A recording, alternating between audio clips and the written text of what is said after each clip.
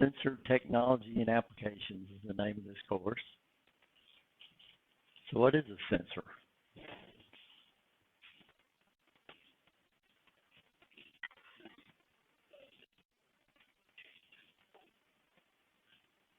Electrical detection device.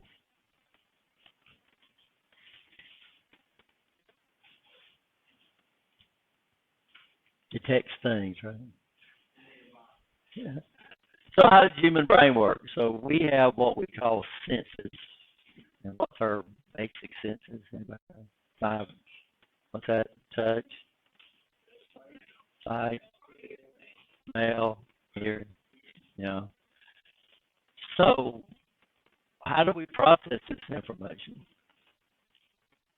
Our brain has no idea what sound is. Our brain has no idea what sight is. Our brain has no idea what hearing is.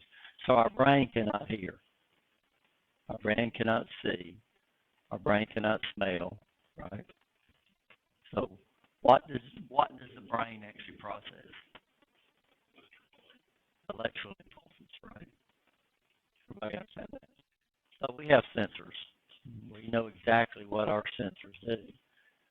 So our sensors take some type of physical stimulus and converts it over to electrical equivalent signal. This is what goes to our brain, and our brain processes those electrical signals.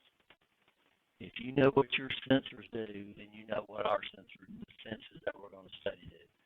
So all these sensors that we're going to talk about this semester, what are they going to do? They're going to take some type of physical stimulus, right? You understand?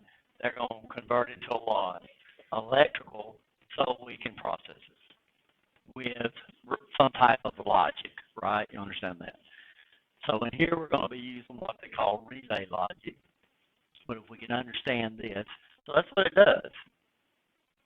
Chemical establishes an electrical current. This is what goes to our brain, and our brain processes that. So this is the 5 basic senses that we talked about. I got that pretty good, right? Is this all of them? Yes or no? Only if you're in big trouble. You'd probably be in a wheelchair like me. So, no, we got a lot of senses. These are just some I looked up. We can sense temperature. Is that, so we know the temperature, right? You understand that? So we can sense temperature. That's not touch, right? You understand that? What else can we sense? Anybody got any idea? Yeah, equilibrium is one. Proprioception, we know where our body parts are at without what? Seeing them. I know where my arms are at, right? You understand that? So we can sense our body. We know what we're doing. Somebody already brought pain. We can sense pain, right? Everybody has that every once in a while. So that's not touch. That's not smell, right? You understand? This is a big one. We can sense. We've got senses in our ear that we can sense what? Our balance, right? Y'all can understand. So there's a lot of them, guys. Let's say all do the same thing. Pressure, we can sense pressure. We can sense hunger. We can sense thirst. We can sense nausea. We can stretch receptions, lungs, bladder, stomach, so we know when we have to go to the bathroom, right? We can sense fear, and there's more. So when they talk about the basic sensors, but all these senses do the same thing, right? You understand? It takes some type of physical stimulus and converts it into what? Electrical signals, so our brain can process it.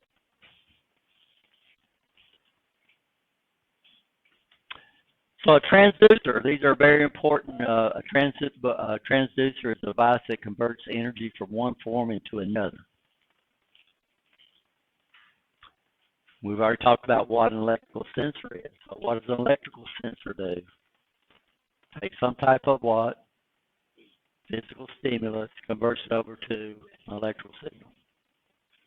Okay. So a sensor is a transducer, but a transducer does not have to be a sensor. That's like saying a Ford is a car, but a car don't have to be a what? A Ford. So a windmill would be a transducer, right? You understand that? So we have a lot of different transducers. So a lot of people will call a sensor a transducer, which is true, but it's kind of like I said. So we can call a Ford a car, right? You understand? But a car don't have to be a what? A Ford. A transfer function. This is the ratio between the physical stimulus and the electrical equivalent. And this really comes into play with sensors that we call analog sensors. So we have basically two categories of sensors. We have analog and we have digital. So analog, what's the advantage of analog over digital? Oh, yeah, real wide range, right? Could be infinite. So what we mean by analog, if we have a signal that goes from 0 to 10 volts, then it technically can have an infinite number of combinations between 0 and 10 volts. So we have to deal with analog sensors. We have to deal, sometimes we use these to sense speed. Sometimes we use them to sense position. Sometimes we use them to sense temperature, which is very important. What's the problem with analog? Successful EMI. Anybody know what EMI is? Yeah, it's electromagnetic interference. We know that to induce a voltage into a conductor, we need what? Anybody know? We need three things. What do we need? We need motion and a magnetic field, not just anything. But the problem is, anytime I put current through a conductor, it generates a what? A magnetic field. So we have a lot of problems we call with electromagnetic interference. Gives digital analog sensors. We have to do a lot. Hard to transmit over distance. It's hard to maintain a voltage. We're going to use one or two things in sensors when we send them. Of course, sensors are going to be over here, and then we got to get electrical over there, right? Understand? So when we send the information from the sensors, we've only got two options. We've got two quantities we can use. Anybody guess those? In a circuit, we got three things going on in a circuit. We have what? Voltage, current, and resistance. Right? Understand? What can't we send? We can't send resistance. We can send what? Current or voltage, right? Which is the two do you think is the most popular? So, voltage. Yeah, voltage. Most of our sensors develop a voltage. Of course, you can't have voltage without current, but that's the way we represent the information with a voltage. The problem is it's hard to maintain voltage over distance because as soon as I have a voltage, I'm going to have a current, right? You understand? We're going to try to send these to wires. Wires have resistance, so it's real hard to maintain a voltage over distance. Hard to store for later use. Very hard for computers to process. And of course, it's hard to interpret. And this is where the transfer function is going to come into play.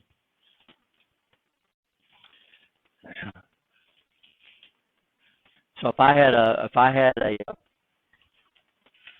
sensor that outputted a voltage for temperature,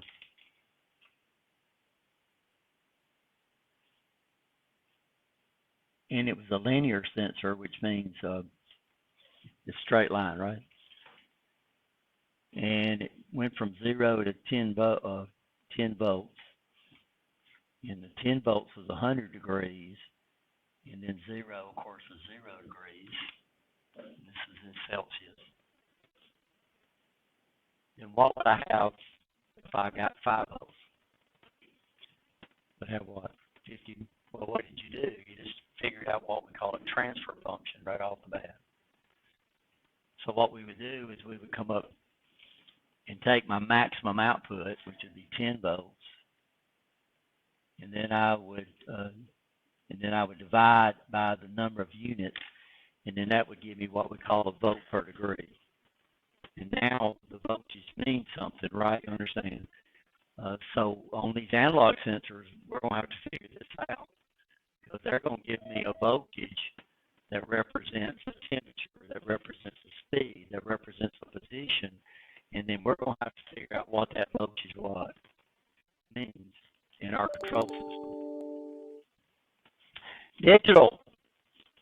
Digital physical quantities vary in discrete steps. Normally, the discrete steps we're going to look at is going to look at 2 steps. So the outputs of these digital sensors are either going to be true or false, off or on, 1 or 0, right? Understand? Okay. Easier to process with digital computers, easier to use in relay logic to perform ANDs.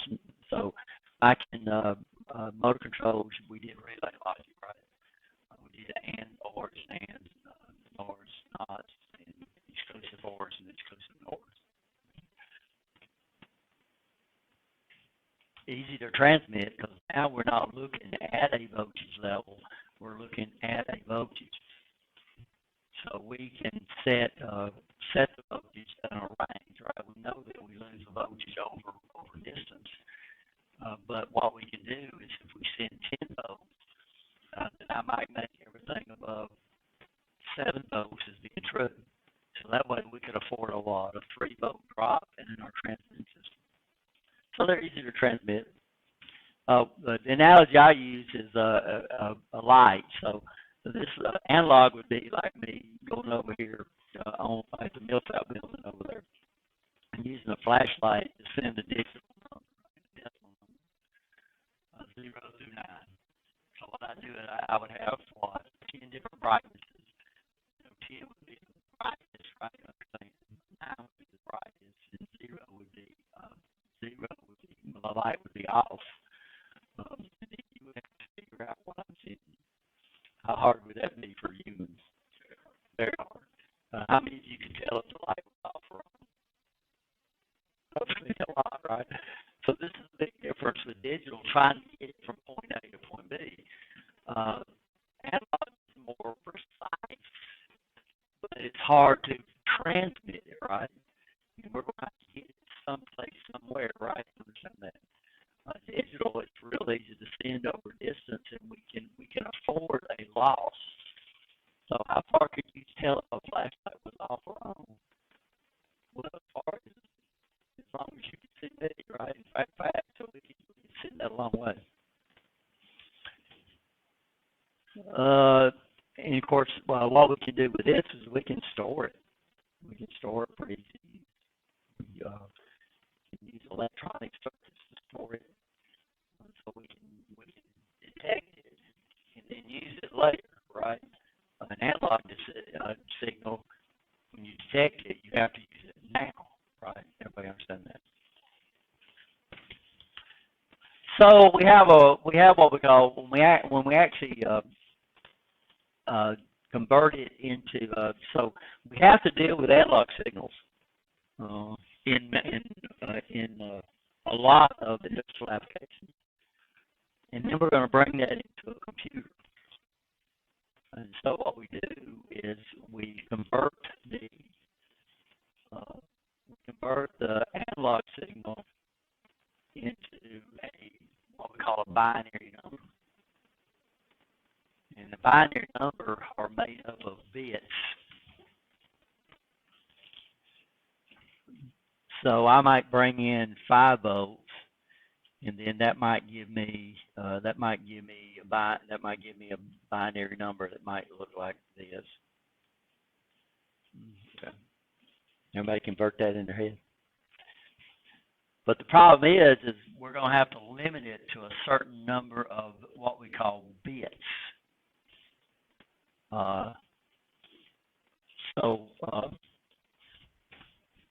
The more bits we have that we represent the number in it, the more accurate it's going to be. The less bits, but it takes up more storage inside our computer, and it's harder to process. The less bits that we have, all the way down to digit 1 and 0s, that would be the minimum. And if I had 2 bits, then what that means is I could only represent 3 different combinations. Right, 0. Then if I had 4 bits, I could represent 16. If I had 8 bits, which is what we call a byte, combinations. I bring 10 volts in, and then I got to represent that in 256 combinations, right? You understand that? Well, what that means is I'm going to have fractions are basically out of the deal. So there's no way in the world I can represent 2.5 volts, right? You understand that? So the problem we have is the resolution depending on the bit. This PLC here, it has analog to digital on it. And it takes that and it converts it into a 10-bit number, which means we have to represent that number in 1024 combinations. So what I would do is get 5 O's. I would say, 5 O's divided by 1,023 because 0 is one of those combinations. And that would give me 5 O's per bit or per number. Does that make sense? And we'll look a little bit at that and try to explain that. So the problem, this guy right here has a 12-bit converter. So that would be 16,384 combinations that it can split it in. So it has an analog input on it. But what it's going to do is it's going to just do what? It's going to take that number and convert it over to a binary number. These inputs down here, these are digital. So these inputs, these are digital. So they're either looking for a voltage is there or the voltage is what? Not there. It's a lot easier to process. But you got to understand a lot of things on this world is not what. You cannot represent them with off and ons, right? So Star Trek, one of the features they had in Star Trek was they had a race called binaries, and they talked in binary. They clicked when they talked, and the clicks were what? Ones and zeros. So when they spell stuff out, it would be what? It would be like this. So, nobody could understand them. So my voice is analog. So if I'm going to take this analog information and split it into digital, then somehow we're going to have to represent all these different pitches and all these volumes and all that kind of stuff, which takes up a... So this is the basic makeup of a sensor. So we're going to have some type of sensing element. And then we're going to have a transducer that takes whatever's sensing it and going to convert it into electrical signal. And then sometimes we have to process that. So my sensing element is an analog sensor. And the sensing element is analog. But I want to develop a digital signal for my computer. And we're going to have to process that information and convert that into digital, right? Does that make sense? So this stage right here may or may not be there. So this was the output of the transducer may be analog, but over here is what? Digital. So we're going to have to go to some type of little converter over there. If it's an analog signal, then we'd come directly out, a sensor would come out directly out of the transducer. So this is basically just a basic circuit that would just be able to switch that over. This is called a comparator circuit. It's really neat. And what we would do is we would set a reference over here. So let's say we set a 3-volt reference right there. And then anything that's greater than 3 volts, then the output would switch up. Anything that's less than 3 volts, it would do what? Switch down. Sometimes a lot of our sensors will come over here and do this on our reference. They'll make it a potentiometer. And we'll bring in our unknown right here.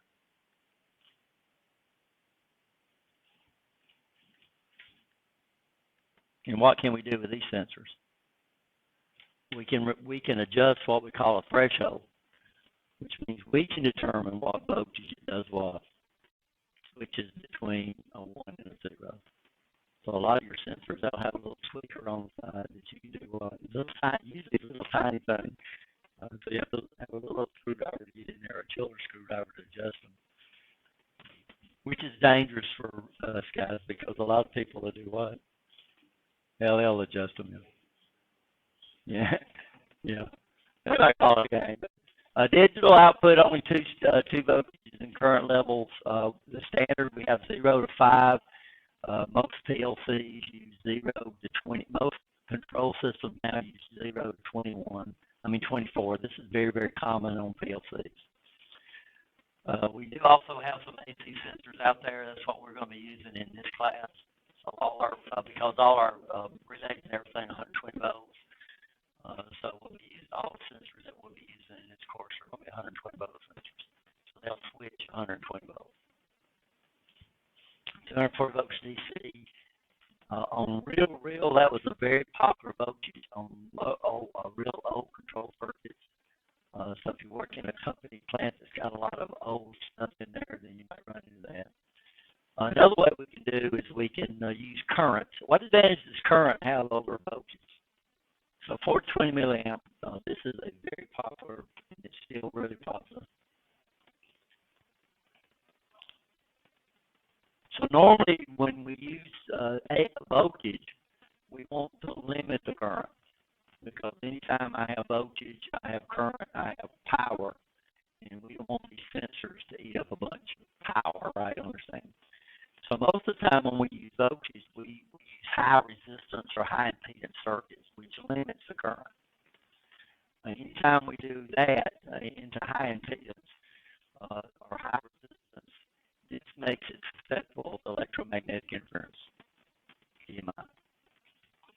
It's almost impossible for a little electrical pulse to generate a current. It can generate a voltage into a high impedance circuit, but it can't generate a current, right? You understand? So these current programs, we call current loops, they are almost immune to EMI. So we'll still run into these a lot in companies that have a real high EMI. A lot of electromagnetic interference. Here, 4 milliamps would be a fault, and 20 milliamps would be a lot. True. The problem is we always have current. 20 milliamps when it's not doing anything. So that means current loop is more expensive because it's always generating power, right? Understand that, consuming power.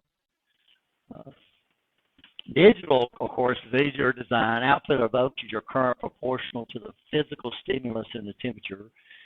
Here, 0 to 5 volts. 0 would be a fault, 5 would be a true. Now, this is, analog.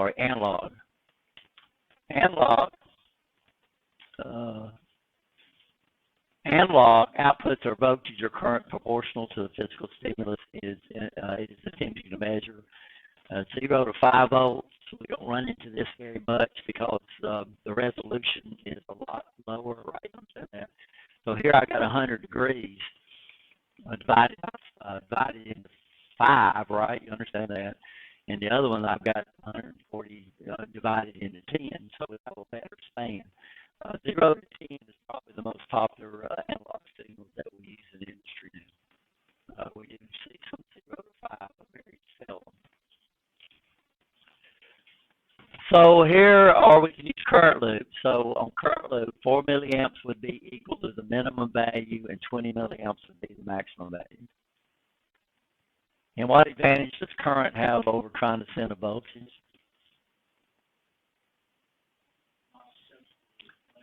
Yeah, less. You can't make it totally. It's almost immune. It doesn't mean it is, right? It's almost immune. So these current loops, these currents running really, really good. All right, any questions so far? Okay, guys, I'll take a 10-minute break. This is a picture of the Model T Ford assembly line. And what do you know? What do you say about this? Yeah, there's no robots, but there's a lot of people.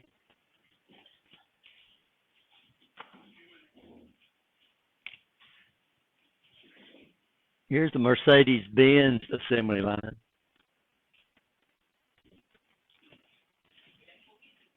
How many people you see? I think there's That way, you see, there's some limit.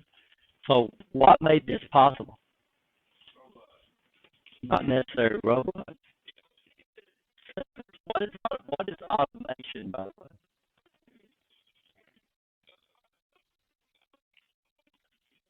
Little or no human intervention. Currently, there are some assemblies. So, I forgot which camera company it was, where the whole assembly is done by robots and it's automated machines. Everything don't have to be robots, automated machines. And they depend on what we're studying in this class. Sensors is what's made automation possible. Knowing where things are, knowing how things are oriented, knowing this, knowing that, without humans going out there and figuring out what's wrong.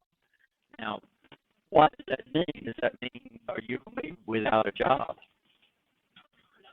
You're going to be without a job because these guys are electromechanical devices, which means what? They are going to break.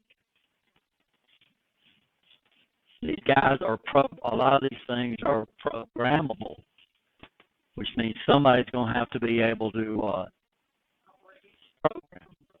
Right. I understand that. Even robots have to be taught. So they don't do anything until they're what? Taught what to do. And these guys are mechanical, which means you got to do, if you don't do preventive maintenance on them, what does that mean? They're going to break sooner, right? You understand that? It doesn't mean they're not going to break. So when we was at U.S. Steel, we had a lot of workforce called laborers, and they did a bunch of stuff. There was a ton of them. But you don't hardly see that anymore because now most of this has been replaced. That's not going to do away with this. There's a lot of things that automation can't do. And robots can only do what they're told. If something happens and something's not in the right place, then they get very confused. So I just thought about that. So sensor output voltage is most often used. Current is less susceptible electromagnetic interference. We have something called a current loop, which is really neat. Current we can take in greater distances, so we can transmit over greater resistance. So somehow, if we've got a sensor that gives us a resistance, somehow we're going to have a sensor that converts into a what?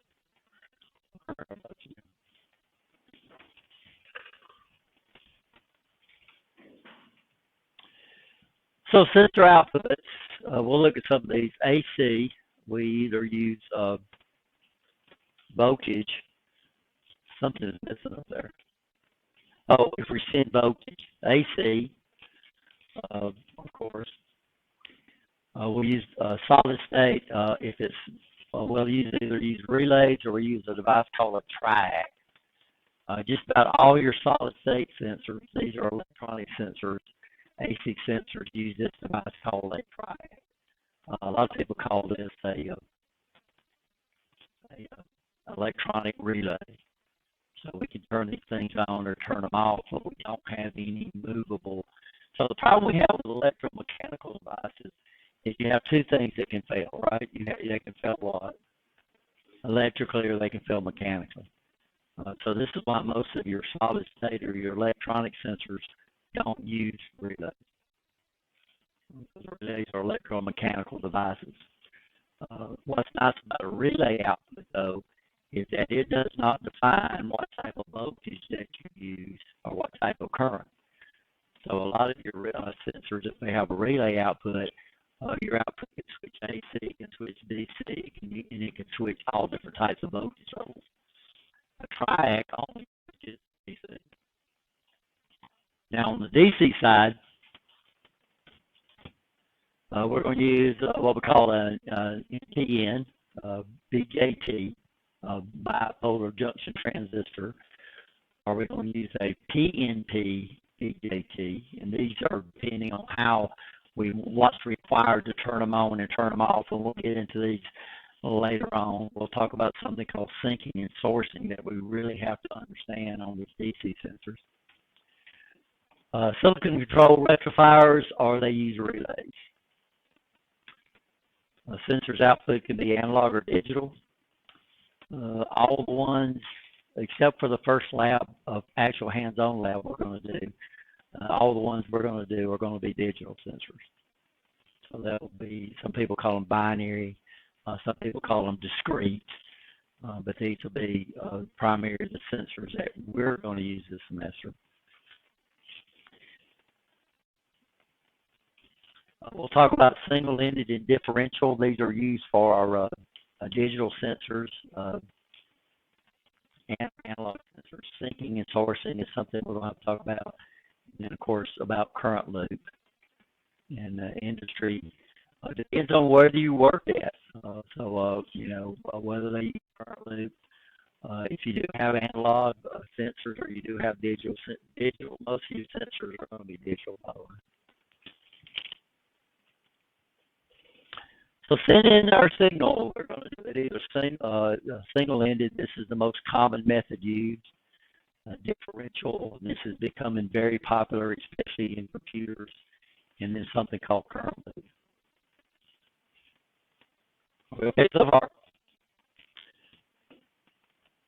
so terms, differential. What we're going to do on differential is we're going to send two signals. The signals are going to be 180 degrees out of phase. So they're going to be just mirror images of each other. Differential amplifiers. This has revolutionized the way we send digital information over distance. If we differentials in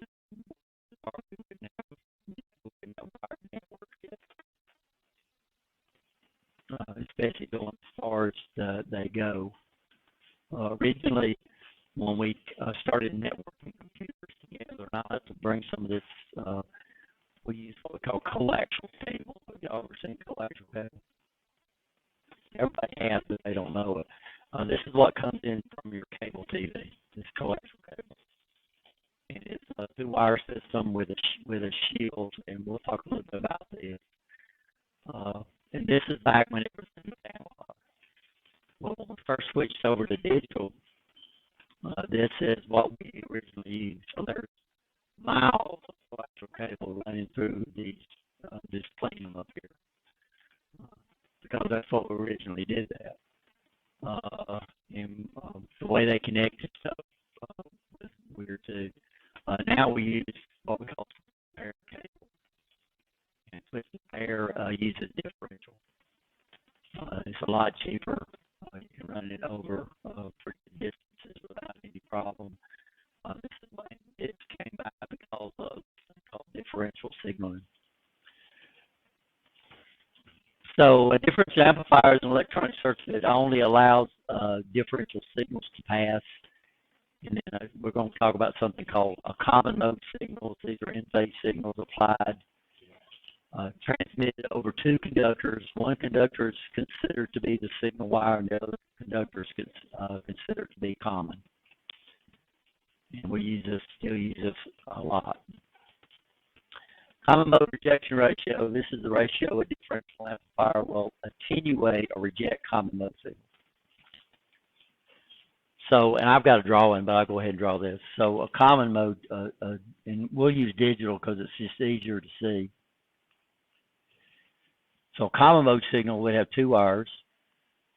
One of them we consider it to be the common, and the other one we consider it to be the signal wire. And what we would do is on this wire, we'll use digital. I'll be sending digital information, which would be just off and ons. And then what would be down here? Down here would be 0, right? Everybody understand? Because that's the return. So we shouldn't measure any voltage on our common. What we do on differential is we still have two wires. But if I was sending this signal up here, down here I would be sending this signal. So the signals are exactly the same. So let's space this out and do this. Except they're what? They're exactly opposite of each other. 180 degrees, what we call that, 180 degrees up phase. So if I was sending an analog signal on this one that looked like this, then down here it would be the same thing, but it would be down on the negative side, right? You understand that? So on digital, on different signals, we don't use a common, but we always have the ability to have current flow because the two signals are always what? We always have a difference in potential. They're always opposite of each other.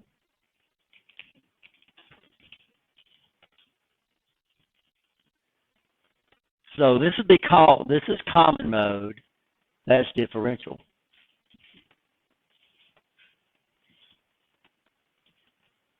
So common mode signals are signals that's moving in the same direction. Differential signals are signals moving in opposite directions, right? Everybody okay? That make sense? Utilizes a signal conductor with a common, usually reference to ground. Differential does not have a common or ground.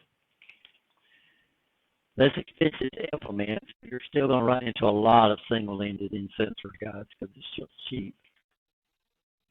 Very low common mode rejection ratio. So the problem we have when we use a common is if an electromagnetic wave pulses into this, it has the ability to do change data. So it's got a very low common mode. So we would call these common mode signals because they're moving in the same direction.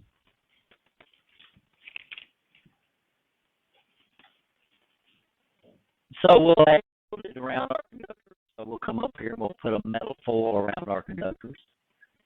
By the way, a true shield is only supposed to be grounded on one end. So I'd have my conductors, and then this would be encapsulated, the insulator of the conductors would be encapsulated in a metal shield. And then this is all together. And then we would only ground one side. We'd actually ground it. Why should a shield only be grounded on one side?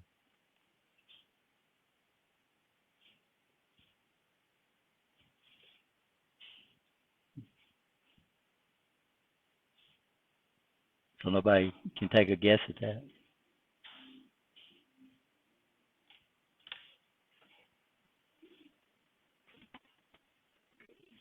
So if we ground it on one side, if we ground it or we ground it on both sides, we have a conductor. And what's about a conductor is it's almost impossible to keep a ground the same all over the place. I mean, if you had a real long meter lead and you went and measured put it on volts and measured between the ground where the side where your meter's at, and you go all the way to the other side of your house and measure the ground there, you still volts. It's almost impossible to keep a 0 volts over distance. And anytime you have a difference in potential, then you have current flow. If you ground one side, you have an antenna that comes in and it picks that signal up and then it carries it to ground, right? You understand? So true shield should only be grounded. So on coax cable, we call it a shield, but technically it's not. So we use shielded conductors. This is one way we can do it. Differential does not have a ground, uses a 2 signal wires with the signals being what? Yeah, 180 degrees out of phase with each other. Signal wires, by the way, this gets people confused. What is a symbol? What do we use symbols for? Yeah, but we use them to represent something, right? So this symbol right here is used all over the place.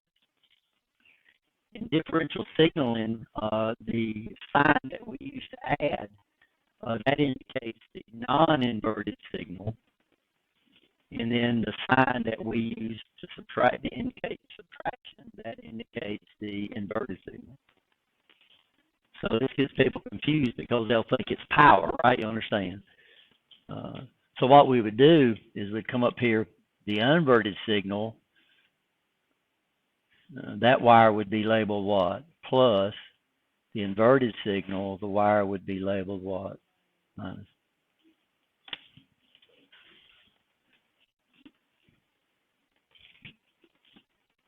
So with differential signaling, that plus does not mean positive. It means what?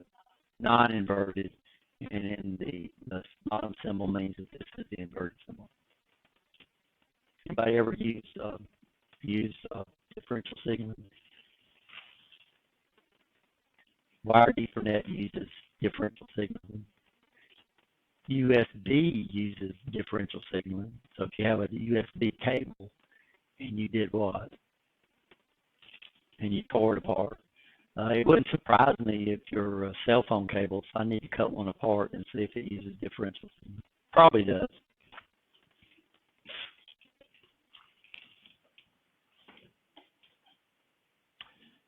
Uses something called a differential amplifier, which gives us very low common mode or a very high common mode rejection ratio, which is the ability to reject EMI.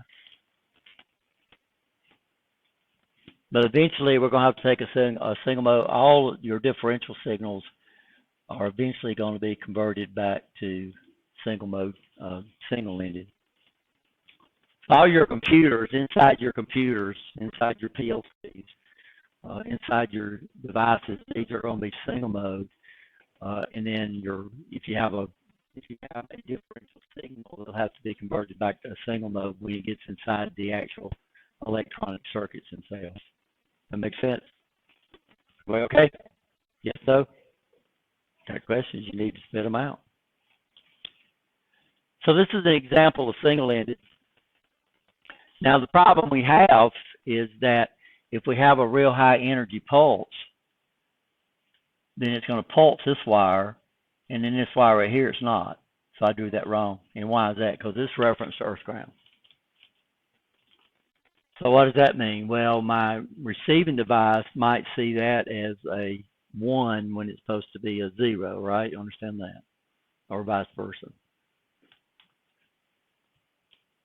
Differential signaling, if we have a pulse that comes through, this is not referenced to ground. So what it does is it pulses both wires. The wires have to be closely coupled together. So differential signaling uses what we call twisted pair wires.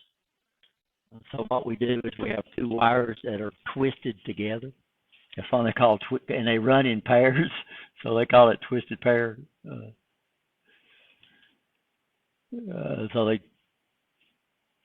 If you ever opened up a network cable, like an Ethernet cable, you'd see this. So they're twisted together. So that's not a good example. And we want these wires to be coupled really close together because we want an EMI induced into one to be induced in the other. We want that to happen. And what this comes in, it comes into a device we call a differential amplifier. What a differential amplifier does, it blocks common mode signals and it lets differential signals get through. So what it does, it cuts out the EMI. Sure does. Yeah, it's not a common mode. These guys, they'll have they usually have a common mode rejection ratio. They usually give them in dB. We need to learn a little bit about dB. Anybody know what dB decibels is? Anybody know what a bell is? Well, no, originally it was done by sound, but now we use it for all kinds of stuff. What do we use in electronics? What do we use in electronics to represent very large numbers and very small numbers? We use something called what? The engineering notation. Well, that's all dB is. So dB is just what we call a common log. So we represent a number on common logs. We use a base of 10. And then we raise it to some power. So if I had a log 3 would be 10 to the third. Everybody understand? So that's all logarithms are common logs, not natural logs, common logs. Common logs always use the base of what? 10. If you don't believe me, pull out your calculator, type in 10,000, and it'll come up and give you 5. Okay. Everybody understand that? So that's all common log is. Decibel, this is called, by the way, what we raise it to. So if this was 3, that would be 3 bales. So what we raise it to is technically called a bale. Or that would be 30 dB, decibels. So all you do with a decibel is you find the bale of the number, the common log of the number, and then multiply by 10. And this is another method that we use to represent very large and very small numbers. So it's exactly what we use for engineering notation. Now, why do we do decibels? Is that we like to be able to represent very numbers, right? You understand? So basically, in engineering notation, we tell you to carry it out to 1 decimal point. Well, dB, we usually carry it out to 1 decimal point. So what you do to find the number, you divide that number by 10, and you'll just raise 10 to that power. That's all dB is. So we use that in all kinds of stuff, right? So common mode rejection ratios are given in the dB, and this is how much it will attenuate the common mode signal. So if I look at the specification and it says 30 dB, that means it would be the common mode signals divided by 1,000. So only 1,000th of the signal might get through, right? Understand? So common mode rejection ratios are given in dB. So originally we used it for sound, but now we use it for everything. If you don't understand dB, then you won't. If you go and read the specifications on a stereo sound system, when it starts talking about crosstalk and this kind of stuff and everything's in dB, you're going to be lost. But all you got to do do what? Take the number, divide it by 10, which means do what? Move it over 1 decimal point, right? And then raise 10 to that power. So it's a lot like engineer notation. So this is what's showing you. So we have common mode signals. What did it do? It let the what? It let the what? Differential signals come through, and it did block the common mode signals. So now we can have USB cables like 35 feet or even longer. We've got some USB cables that's longer than that. Ethernet cables can run 100 meters, which is 330 feet, without going through some type of repeater. We can run these to fairly noisy environments. In industry, though, you'll see a lot of shielded cables used.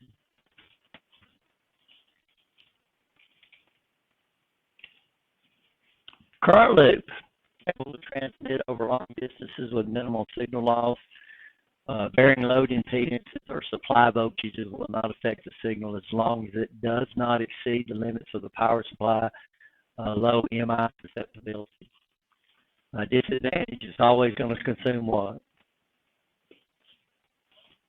Power. Yeah, so here, to prevent it from generating noise, in the standard is all over the place is what we call 4 to 20 milliamps. And milliamps would be for the minimum value, right? And 20 would be the max. So in digital, 4 milliamps would represent a 0, 20 milliamps would represent a 1. On analog, 4 milliamps would be the minimum analog value, and 20 milliamps would be the maximum.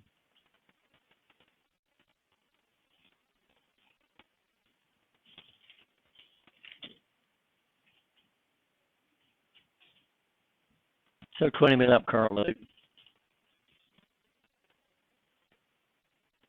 But we're going to have some device that takes the current and converts it back into a what? Into voltage. Very few computers will process.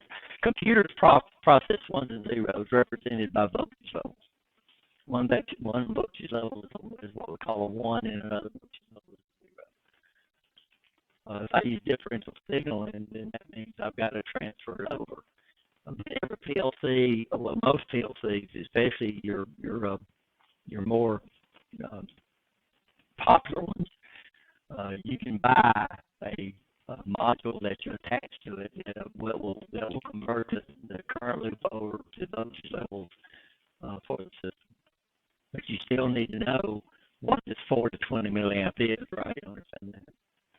And so what's the biggest advantage of this guy? Disadvantage is only got one disadvantage, and that's it's always what? Consuming power. Always. So in digital, a 0 is a 0. It's not doing anything. And then a 1 would be into a high resistance circuit. That's what we do in digital. These are high resistance circuits. So even that current flow is going to be almost nothing, right? You understand that?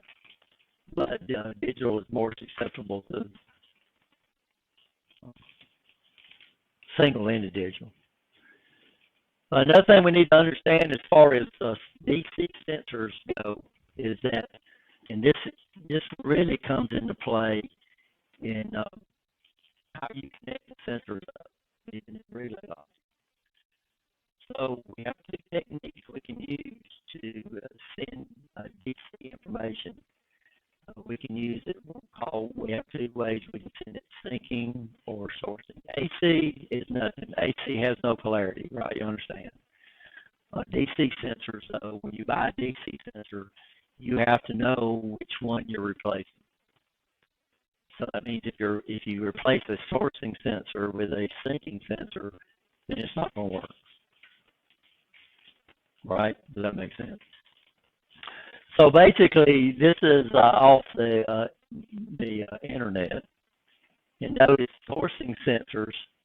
Can y'all see what it uses as a common? Yeah, negative. And then let's say, syncing uses a negative as a common for your device. And we need to look at this. This is actually better. Let's look at this.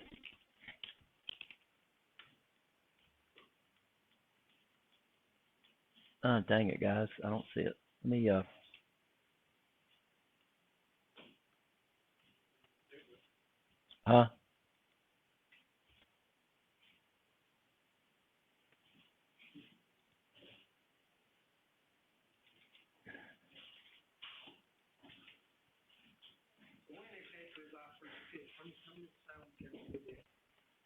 we have a first test on the 5th day. It's on the calendar. I think I've already got the test on the calendar.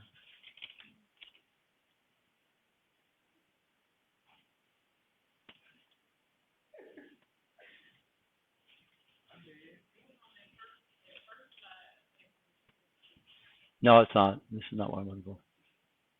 But thank you.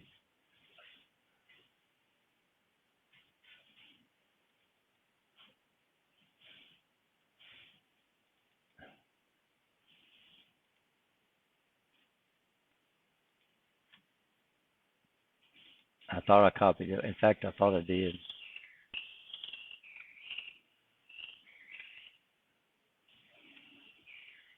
Hopefully that's not a bot.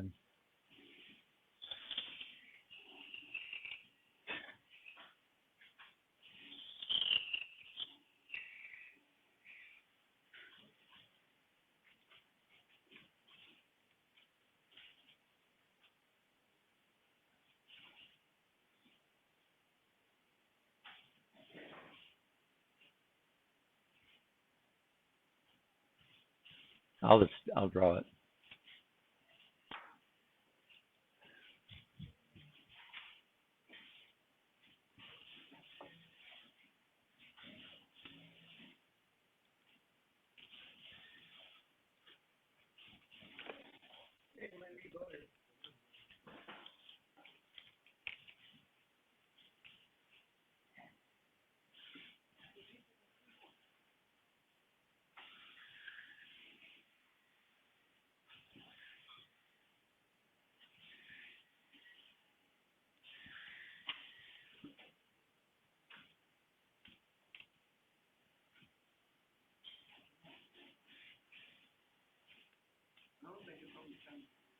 It's supposed to be. I thought I did, but I'll look and see.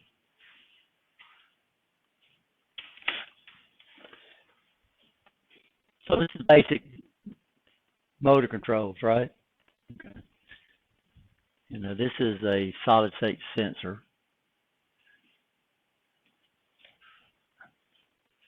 And normally on motor controls, we call this L1, we call it L2. And this is DC, which is plus and which is minus.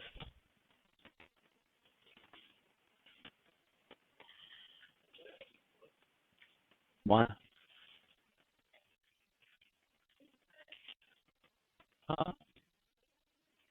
If this is DC, why?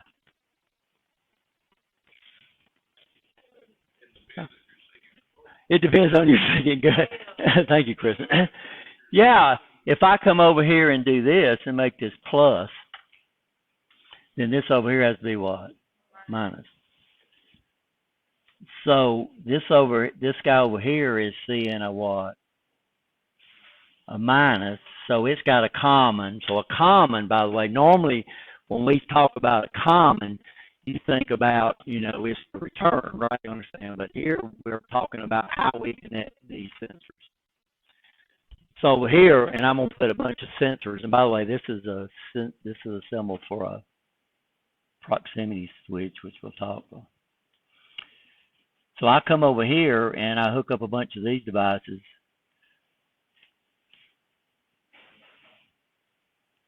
Well, what's the common over here? Well, the common for all these guys is going to be the plus. What's the common over here for my outputs? Minus. Okay. So a plus common, we call that sourcing. A minus, we call that syncing. So what that means, if I buy a sourcing sensor, then the load it connects to has to be synced. You understand? That's it, right? If I buy a syncing sensor, then the load it connects to has to be connected to source. That makes sense? Okay. So when we buy these sensors, they're going to be either designated as an NTN or a PNT. Somebody shut the door back there, please. What's the matter?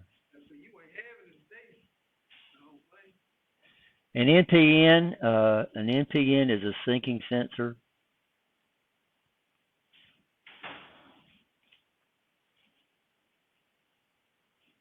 And a PNP is a sourcing sensor.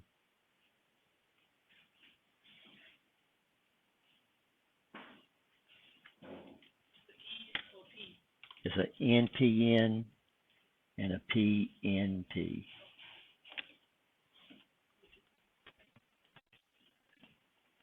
And this is how the transistor's laid out, by the way. So that means if I went out and if I came over here and had this, and I bought an NTN sensor, what would happen? Wouldn't work. Probably wouldn't hurt the sensor, but it wouldn't work.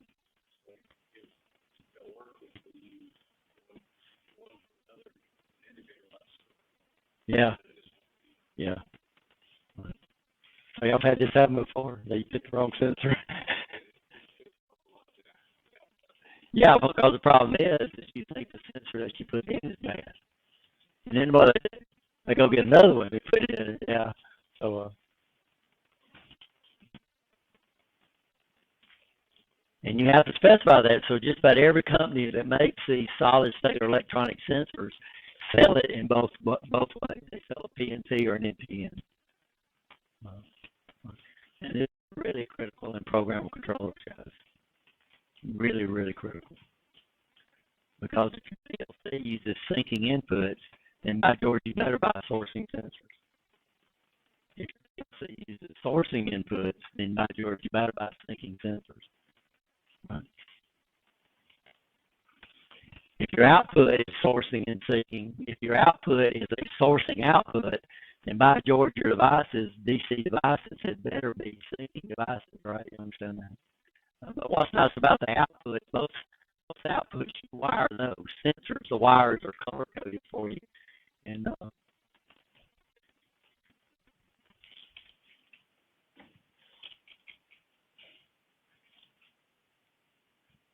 so I'm glad y'all run into that before. So this is standard color code for the solid state 3-wire. We have two in DC. We have two types of sensors, and this is a standard color code that we use, and we can actually see these on ours.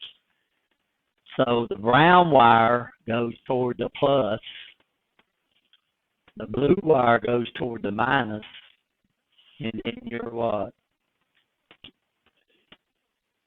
Not red. We don't. Yeah, this gets us. It's brown. If you can't see it, it's might be a little colorblind. But in sensors, we don't use red. Right.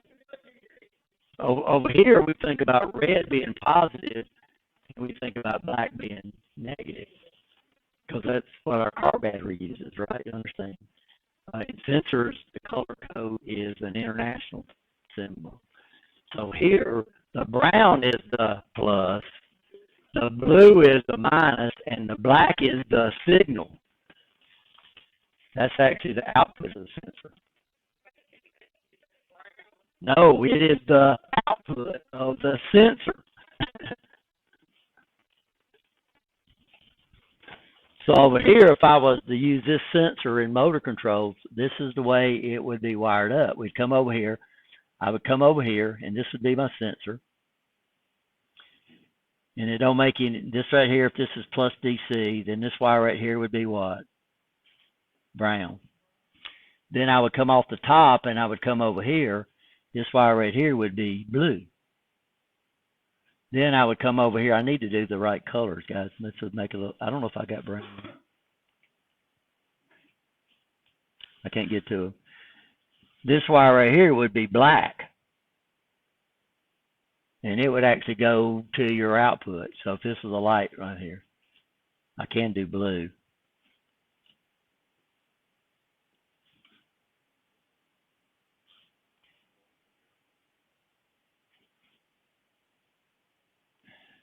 And I don't think I can do brown. I don't have more colors. These are all the colors I got. I got orange. It's close enough.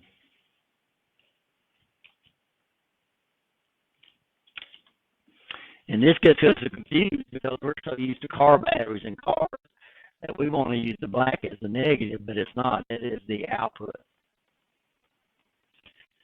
Now, most of your sensors only have one simulated contact available. Just one. And it's either going to be a single pole, single throw, or it's going to be a single pole, double throw. So what if you need more contact? What if you want that sensor to control more things?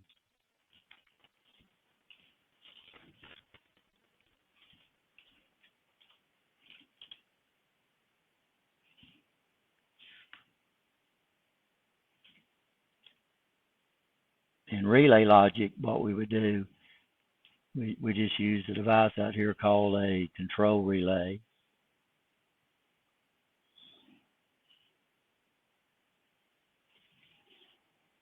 And in your control relay, you'd buy a control relay that gives you the number of contacts that you need. In PLC, we just use the same address as many times as we want to. So most of your solid state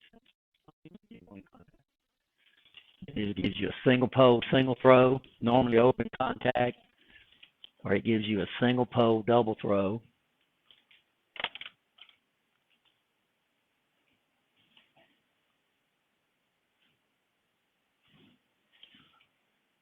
Where the normally open would be black and the normally closed would be white.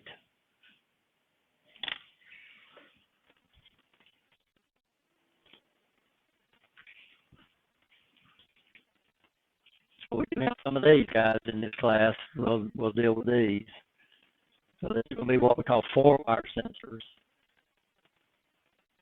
A 3-wire sensor, and we're going to have some 2-wire sensors.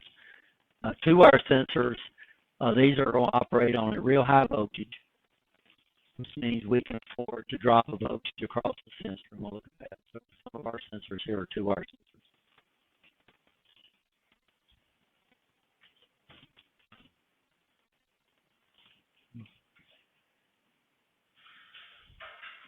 So 3-wire sensor, right? So what would this guy be here? Would it be syncing or sourcing?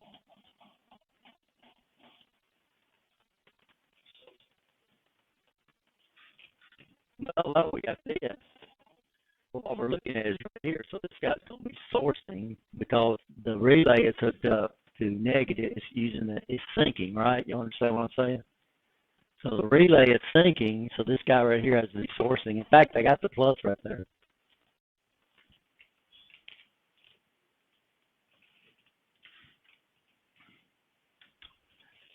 So this one would be syncing, which is the way we would do a sourcing sensor.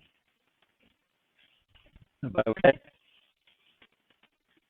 The PNT, this is a sourcing sensor. NPN, this is a syncing sensor.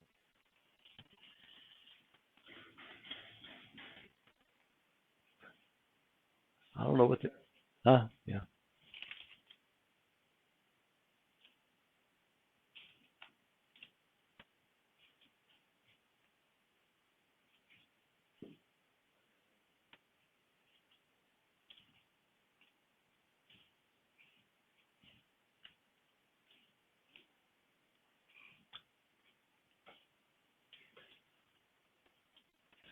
So 2-wire sensors are powered by leakage current through the sensor to the load. Sensors will have a solid state output. Sensors will drop approximately 4 volts because they got to generate power, right? Understand that. By the way, there's no such thing as a solid state sensor.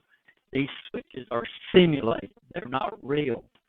So how much voltage should you measure across a closed contact with power applied?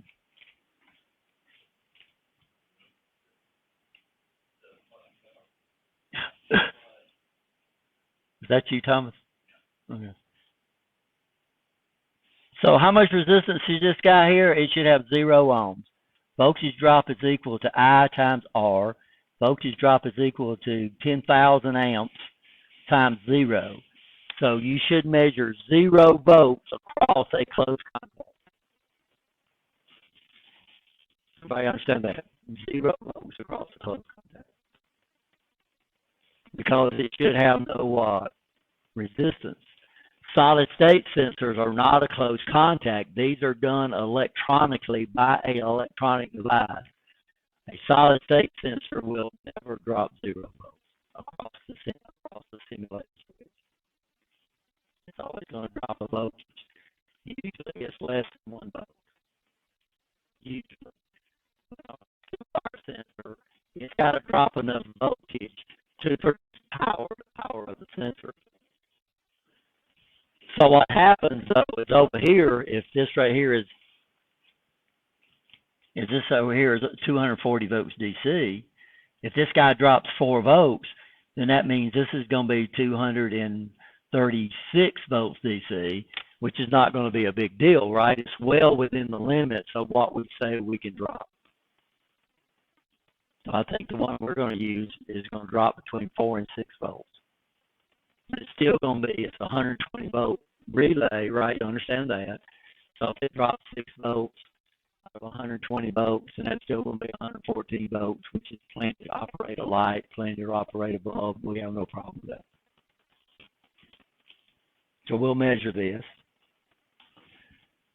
So I have ammeters, guys. We're going to measure different currents flows. We're going to measure voltage drops across the sensors. We're going to measure voltage drops across relay contacts just to get you a good feel. So a 3-wire sensor is going to drop it's going to drop a voltage across the simulated contact, but it's going to be usually around a volt, right? Understand that. These 2-wire sensors, and look at the color code, brown and blue. And so what happens is that we're thinking about a 3-wire sensor, and we think the signal's supposed to be black, but in here on a 2-wire sensor, it's blue because it's pointing toward the L2, right? Understand that? And we'll see these two. Now on AC, if you've got an AC solid-state sensor, it makes no difference how you hook up these wires, but you need to do it according to a what? An industry standard. So blue and brown on AC, if it's an AC sensor, you can swap them. On a DC, you can't. On an AC sensor, you can swap them. But you need to hook it up toward what? Toward your industry standard, right? Everybody understand that? So AC, we should hook the brown toward L1. We should hook the blue toward L2. On a 3-wire sensor, it would connect to L2. Everybody okay?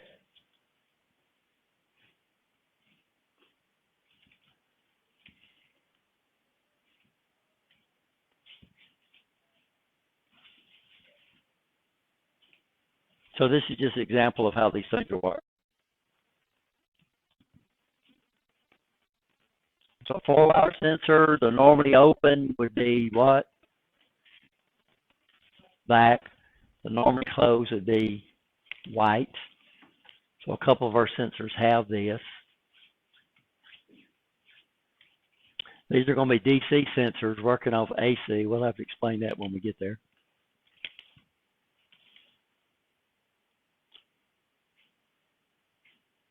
So what type of sensors are these?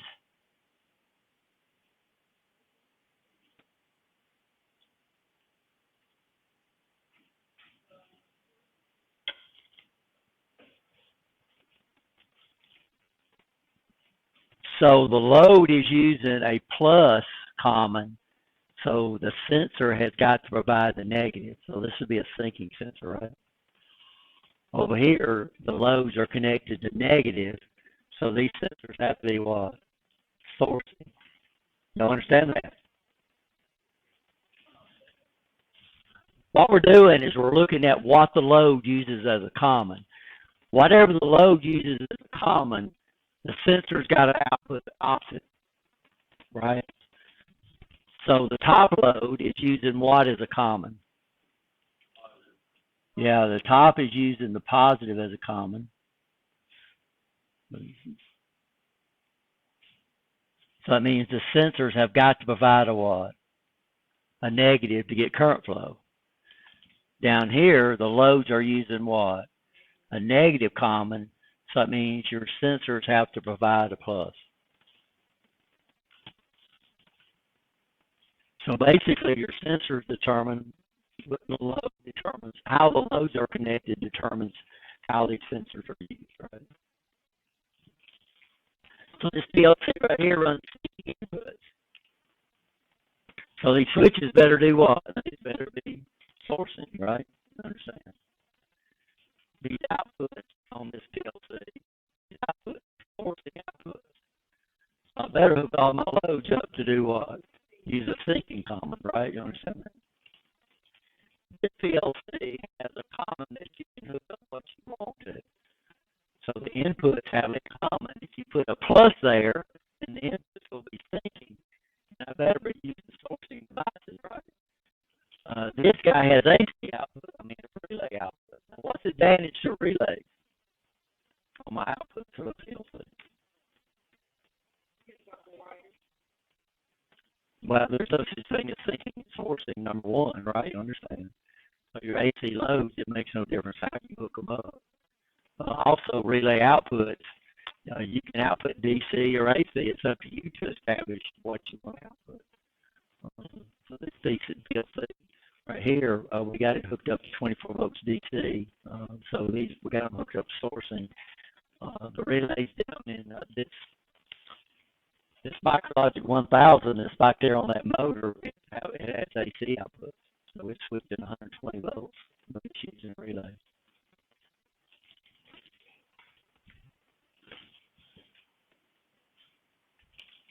So what time does class get over? 12:45.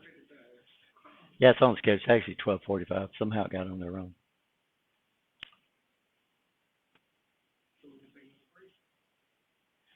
Huh?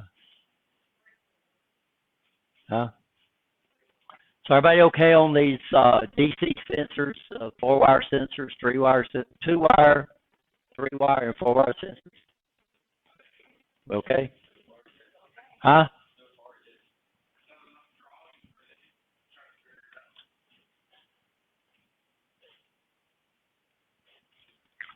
Resistance to voltage. So some of the sensors that we'll deal with this semester actually vary their voltage. So we got one method we can do to adjust this, and y'all should have had this in DC. I don't know if we're getting that far, but I need to try to get this introduced in DC. So I can take my sensor, so that changes its resistance. So to simulate the sensor, I'm just going to make a symbol of a rheostat. Now, if I came over here and did this, of course, this would be dangerous. And then my sensor makes no sense, right? You understand that? Because there's no way in the world I can send this. But if I was to take a sensor and to put it in something like this,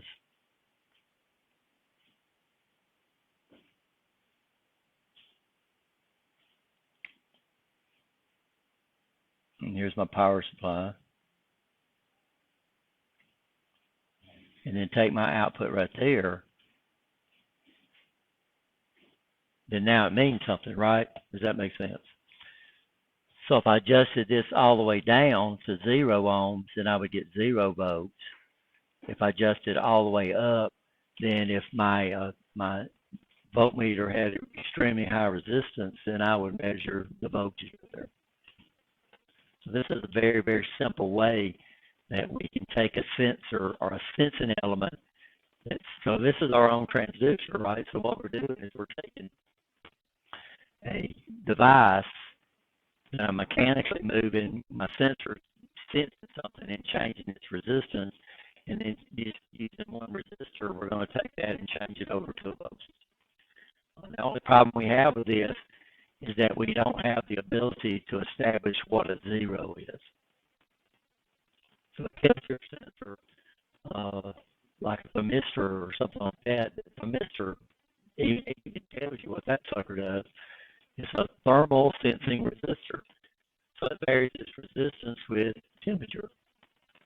The problem is, if I wanted to measure centigrade, then we want to have the ability to establish a 0, right? Does that make sense? So what we'll do on some of our sensors is we'll use something called a Wheatstone bridge.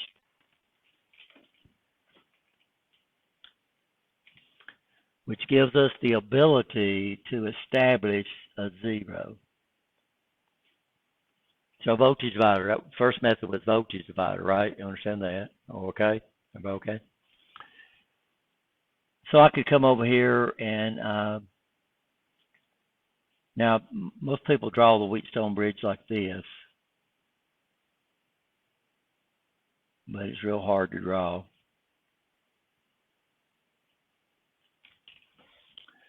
I'm going to draw it like this because it's easy to draw. Now this is where we're going to take our output from.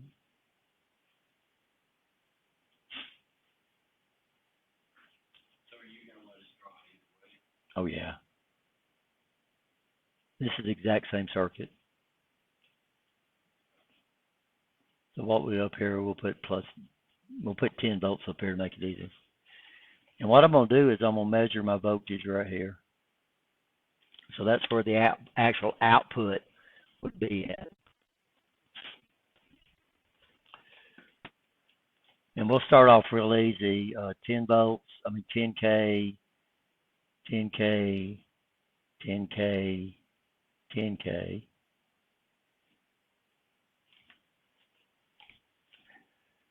So if they're the same voltage, if there's the same size resistor, they have to drop exactly the same voltage. So if I put 10 volts at the top, and they're the same. They have to drop the same voltage, so that means each one of them would drop what? 5 volts, right? So that means I would have plus 5 volts right there, and I'd have plus 5 volts right there. What would my voltmeter read?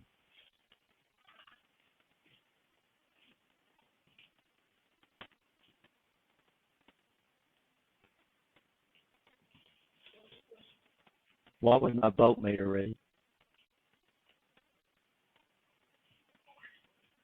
I've got it right there in the center. Here's D.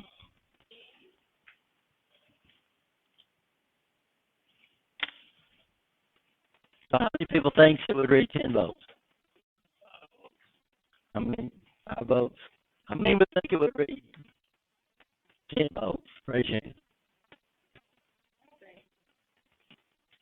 How many think it would read 5 volts?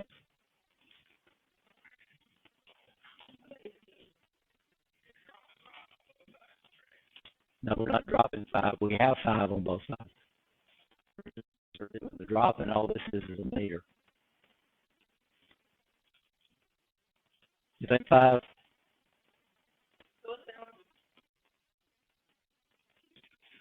So what our meter measures, it measures a difference in potential. What is the difference between plus 5 volts and plus 5 volts? 0. My meter would measure 0. Y'all understand that? We call this a balanced bridge. All it's got to be is the same ratio.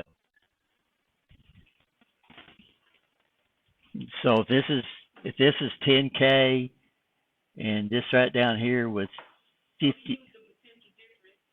Yeah, but y'all don't understand. That's what a meter measures. It measures a difference in potential.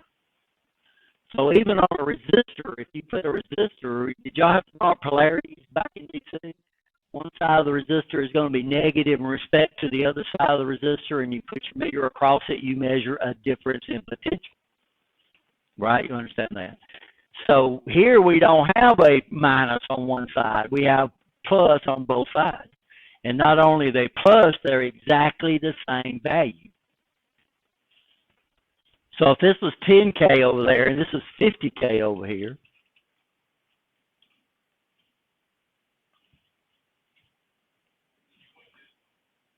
now I'm not through yet.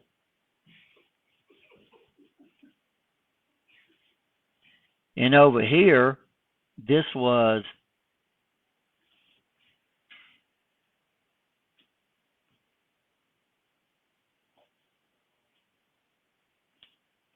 I need to get rid of the 5 volts too.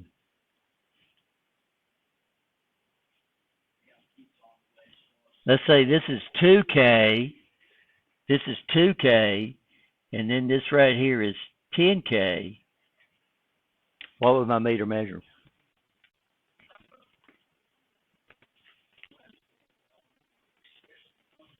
So what would my meter measure?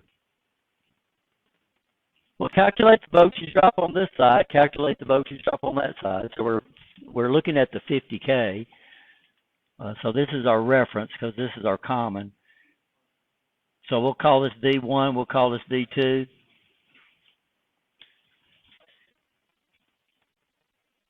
You already know this, Joe? Okay. So I'm going to say V1 would be equal to, what's the voltage applied to it, 10 volts?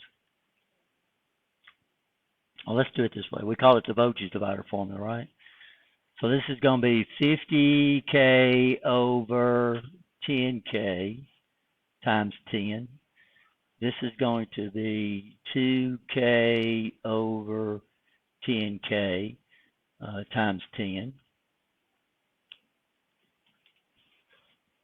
times 10, Rich. So what voltage is going to be across the 10K and what voltage is going to be across the 50K?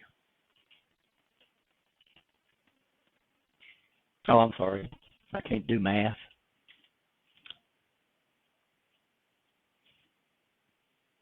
And y'all know the voltage. This is supposed to be 10 divided by the sum. This would be 60K. And this should be 10 divided by 12K. Y'all know the voltage divider formula? Of course, you can drop the K off both of them, right? Because they're going to do what? You got the same thing on top and bottom. What do they do? Cancel. Yeah.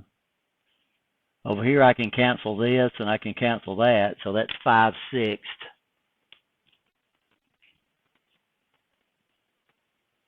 So what would it drop?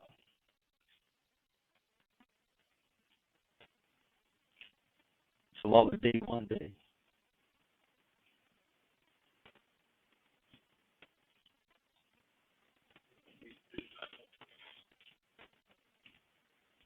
No, we're taking what's up here. We're taking this one, and it's R over RT. Oh,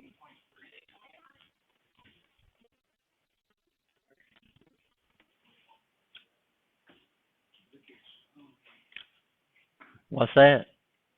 So 5/6 times 10. What does that come up and give me?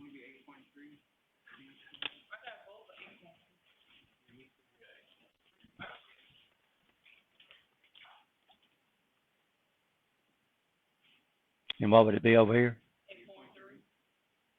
So what would my meter measure? 0. Huh? You can't have 30 with. Okay. Yeah. So what we're saying is the ratio of the left side is exactly the same as the ratio on the right side. We would always have what we call a balance grid. So notice my bottom resistor is 5 times the top resistor. Over here, my bottom resistor is 5 times the top resistor. So we ended up with 8.3 volts on both sides of this balance. Okay.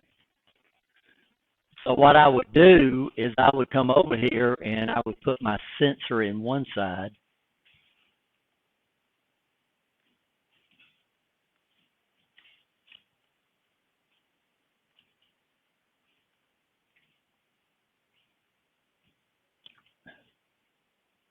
So my sensor, ooh, guys.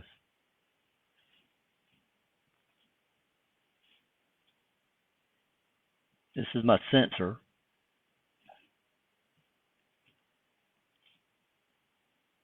And this over here would be a rheostat, but normally we don't run into rheostats anymore. We wire pots as rheostats, right?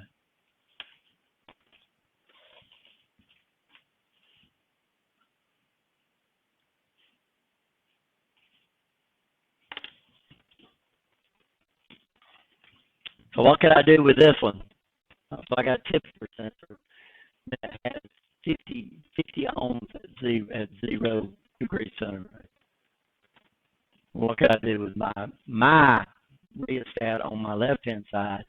I could take it and adjust it till my meter measured what? 0. And then when my right resistor started changing, it would give me a voltage that's proportional to the temperature. But I have the ability to set what? A 0. Which now we can just make something. So a lot of your resistors, a lot of your devices that vary their resistance with what they measure will run into one of these. The first time I really learned these was on the scales. So I worked for about a year at a company that put out big truck scales.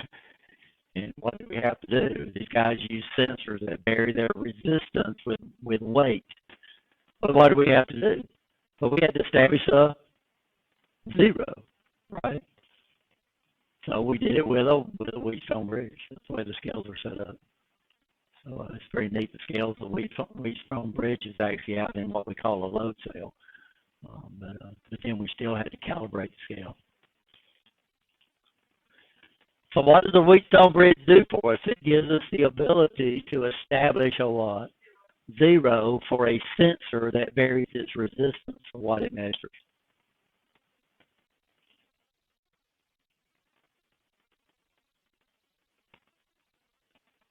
And all we got to do is just put our meter on the output, right, which is in the center.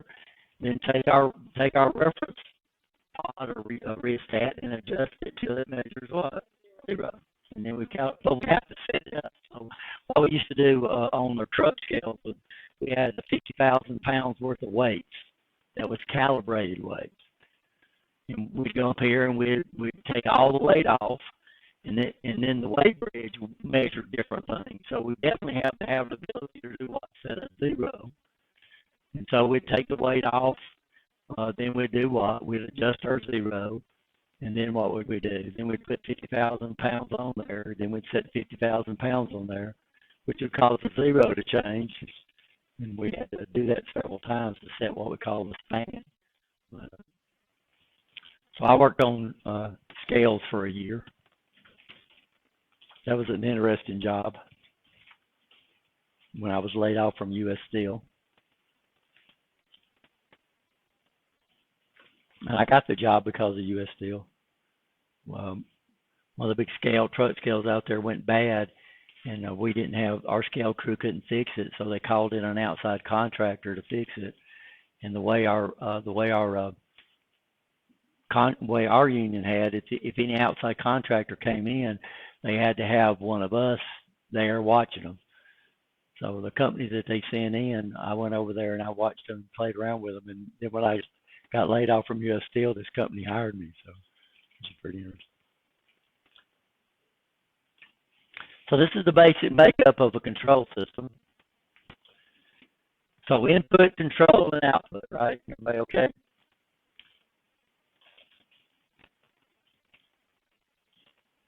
Everybody okay so far?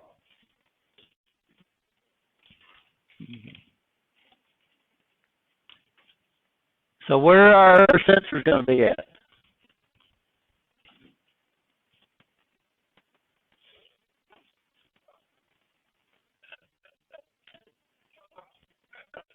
Inputs, yeah. Your sensors are going to input into some type of control logic, and then it's going to make a decision on what these sensors are telling it, and it's going to generate an output, right?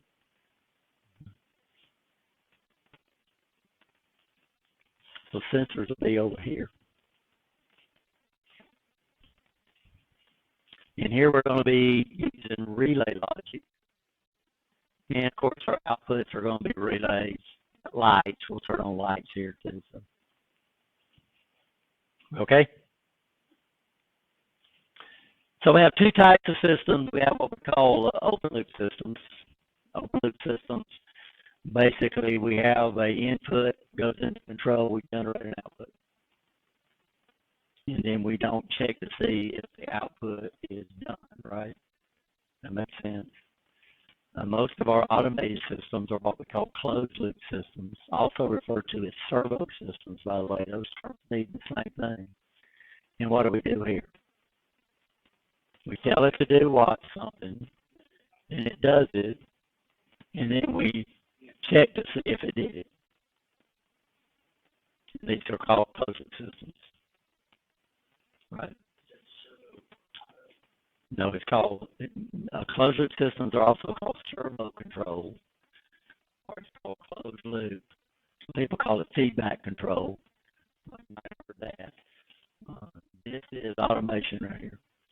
So basically what we do is we tell it to do something, and then we do what? Check to see if it works.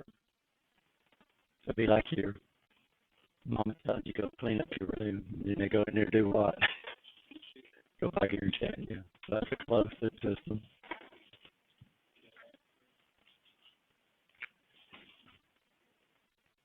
So we establish what we call a set point, or what we want it to do. This comes into one end of input of the controller. Then we run it to some type of process, and then we check it with feedback. And this is where our sensors are going to be in this loop, right? They're going to be in what? The feedback loop, measurement element, and then we feed that back into the controller.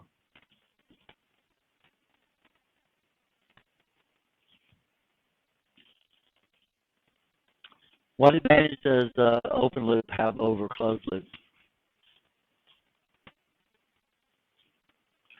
Are you going to run an open loop system? Sure. Yeah, but that's a, but what advantage does it have?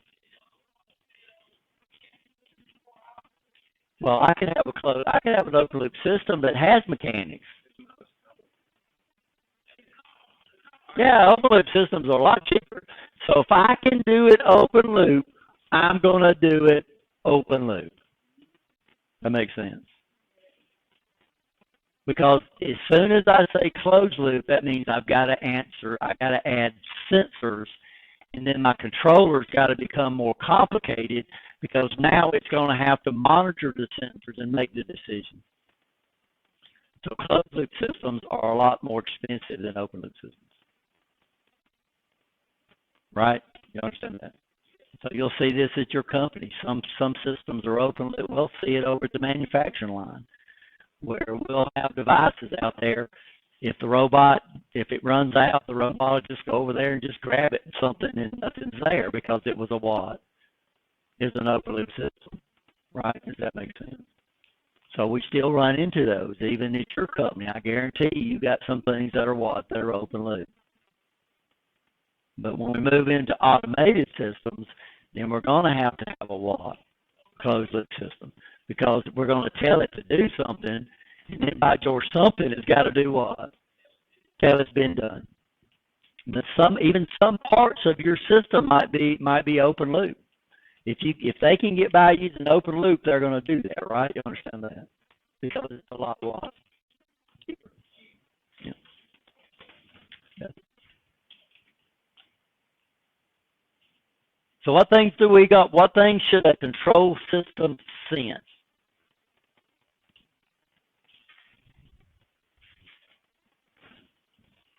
So give me some list. Yeah, temperature is one. Speed. Proximity. What's proximity mean? What does that mean, proximity? Well, when it's at a certain spot. Yeah. But we should be able to spend, distance is one. So proximity sensors don't sense distance. What they do is they sense when something is at a certain spot. It don't know it's to the left, it don't know it's to the right, it knows it's in a certain spot. So this is what we call proximity sensors. And we're going to be dealing with a lot of those this semester. Distance, what else? Sound, yeah, might be one. Light. Gases would be one. Not liquid gases, but maybe moisture, yeah.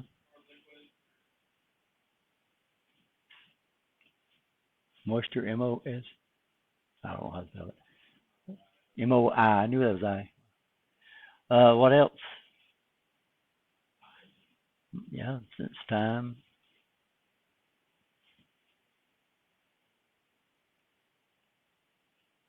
Pressure, right? Force. Any more? Motion. A volume or mass, you know. Yeah, metal. Shape. Size. Color.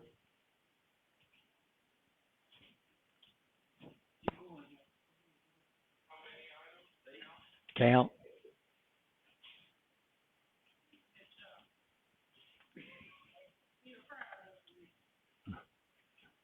Come on.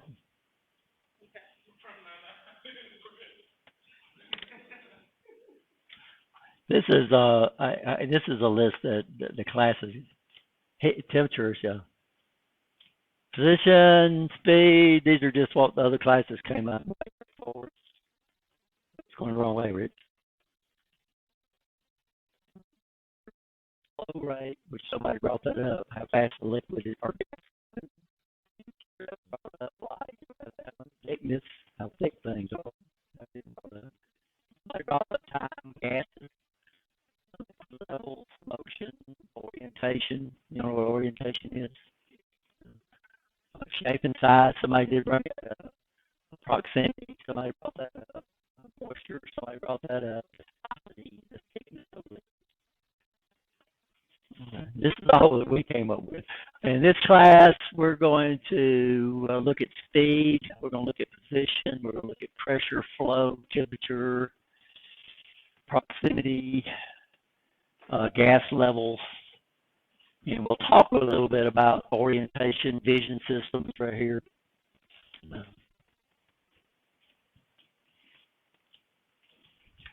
So what we're going to do, that's the PowerPoint, is that we're going to go ahead and we're going to go over to H111. That's where, you know where that's at, right? Everybody know where that's at? Over in the hall building, the room that's got all the manufacturing lines in it. Okay? So what we're going to do is we're going to go over and look at the manufacturing lines, and we're going to look at all the sensors over there, see what they can do. What we'll do over there is we'll actually trigger them and show you what they look at, and then when we come back over here, y'all know what H111, everybody okay?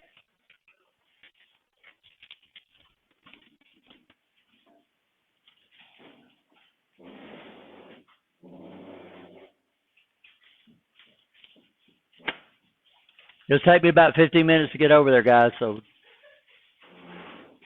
because I'm not coming back over here, so I got to button all this stuff up.